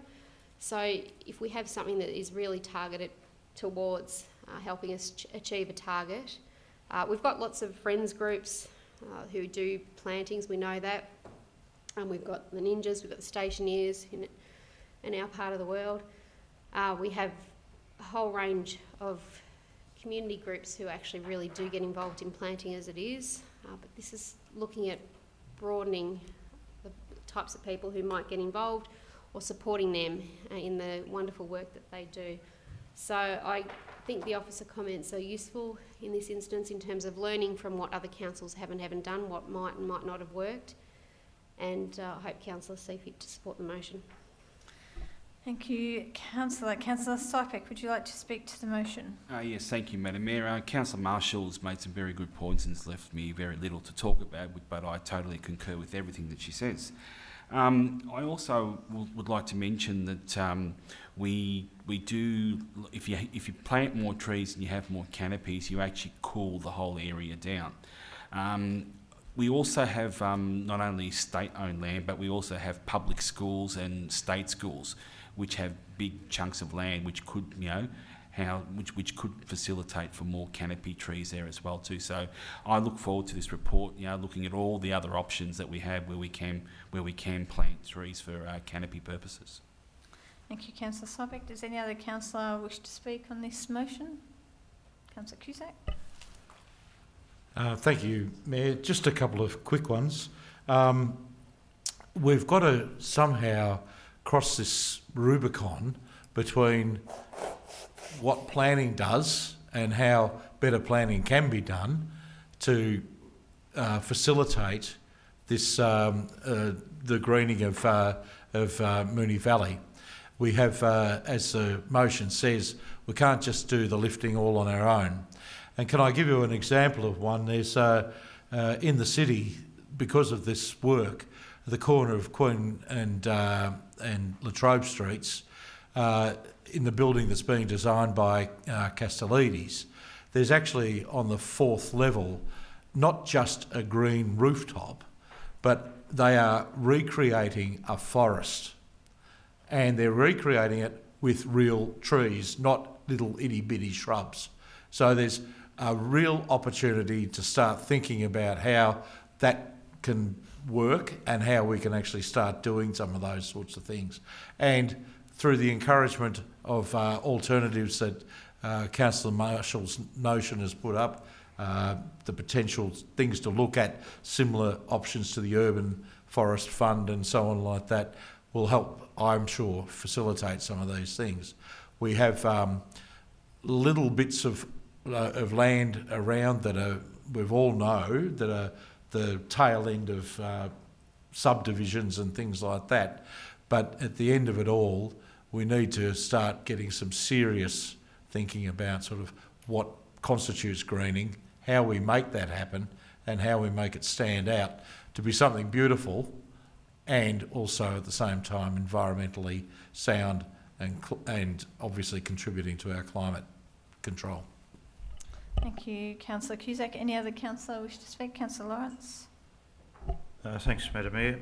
Look, I commend Councillor Marshall on this motion, and think it's a fantastic idea. It's good for residents, it's good for the environment, and it brings the Moonee Valley City's 30% canopy cover target quicker into reality, and that in itself is worth pursuing.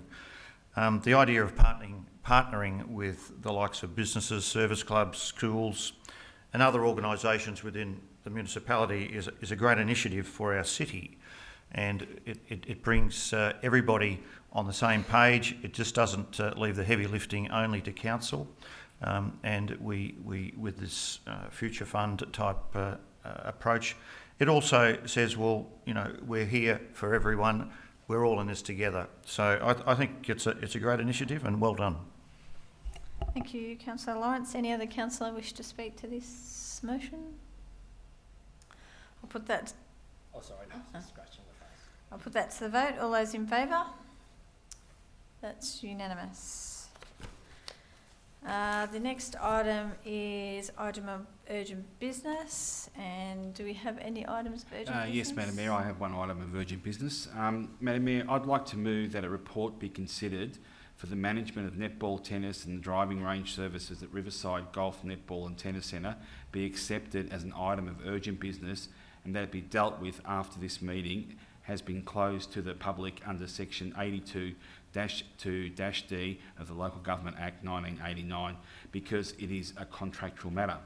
For the purpose of the debate, clause 2.4 of the meeting protocols... You're going a bit... Maybe we've just got a first debate on whether it is urgent business or not. So need a seconder for that item of urgent business. Councillor Surace, thank you.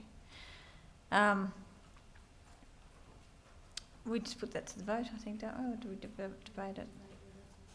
Sorry, okay, just a Councillor. point of clarification. From that summation, I can't determine whether or not this isn't an item of urgent business as per the meeting protocols. So We need to go in camera we need to understand a bit more about it, because based on one sentence, we can't weigh up if it is a matter of an item of urgent business or not, which the meeting procedures require us to do so. Would you like Councillor Sypek to reread that spiel? It's not up there. As a point of clarification, can we close the meeting now, noting the nature of it does not allow open debate? Yep, I'll go. Just give me 1 second. I'm just going to say and I'll go. No. I don't believe we're able to do that at the moment, but I'll just confer. We can't debate something.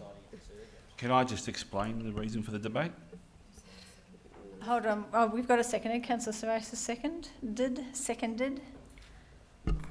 May I suggest, Madam Mayor, that given it's been seconded, that Councillor Sypek address the reasons without inadvertently disclosing confidential detail, explain the reasons why it actually meets the definition of urgent. Sure. For the purpose of the debate, clause 2.4 of the meeting protocol procedure allows council to consider a matter which has arisen since the distribution of the agenda and cannot safely or conveniently be deferred until the next ordinary meeting, only if admitted in accordance with the clause 6.12 of the protocol, which is urgent business.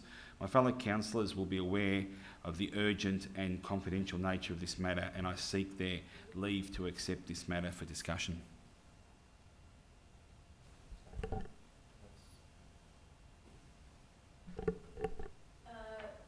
just the meeting procedures read out. Absolutely. Councillor Sopic needs to at least mention what it Okay, I is can in explain. I regards can to. explain further without divulging. I think all councillors are aware what the situation is of the contractual matter. There is further information which requires this to be dealt with immediately. You might want to mention the location that we're talking about and the matter that we're talking about. Not in my sentence as it was mentioned, but I actually just read a paragraph. It's in regards to the Riverside Golf, Netball and Tennis Centre. Right, thank you, Councillor Sopic. Sorry. Yeah. We have a mover and a seconder for that item. Do you wish to say anything further on that, Councillor Sopic? Everyone's well aware of what's going on. Councillor Surace, would you like to speak to this item of urgent business? So, Mayor, just as a point of clarification, this is where decisions are made. So we can't, the comment that Councillor Sopic has made, it cannot be assumed because that's not how council decision making occurs. So can I move that we move in camera to debate properly whether this matter is urgent, and then if it is admitted as urgent business, to debate the substantive motion. I don't see why we can't move in camera now. I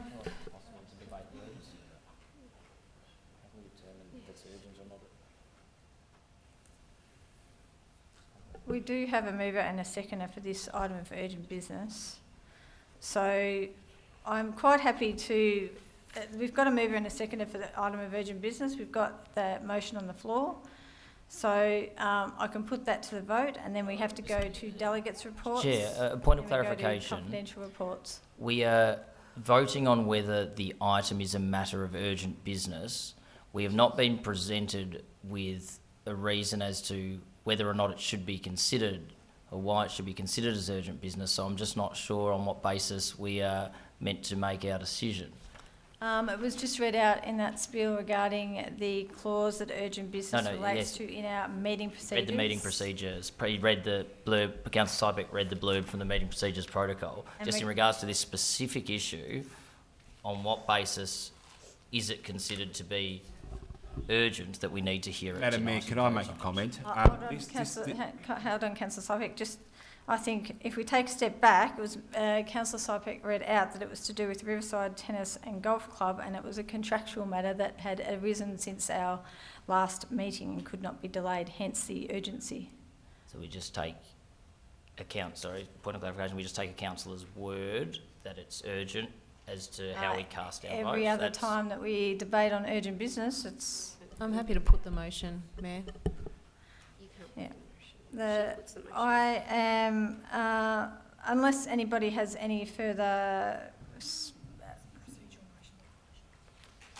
there's a procedural motion that the motion be put by Councillor Byrne. So... Sorry, can I close? It's already been dissent on it. Motion's been put. So, all those in favour? I have no idea what we're voting on. Councillor Sopic, Councillor Surace, Councillor Sharp, Councillor Byrne, Councillor Cusack, Councillor Gacci-Marici and Councillor Lawrence. All those against? Councillor Nation, Councillor Marshall. That is carried. So moving on to point 3, do any councillors have anything they'd like to report in on their roles as delegates? No.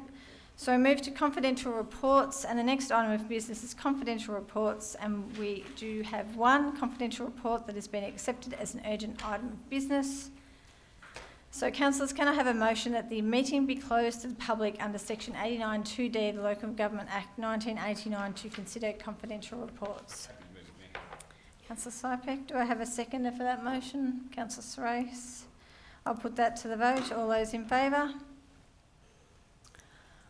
That's unanimous. Thank you. So this is where we say goodnight to members of the public gallery and those watching via our live streaming. Thank you for your interest in tonight's meeting, and we shall see you in 2 weeks' time. Thank you.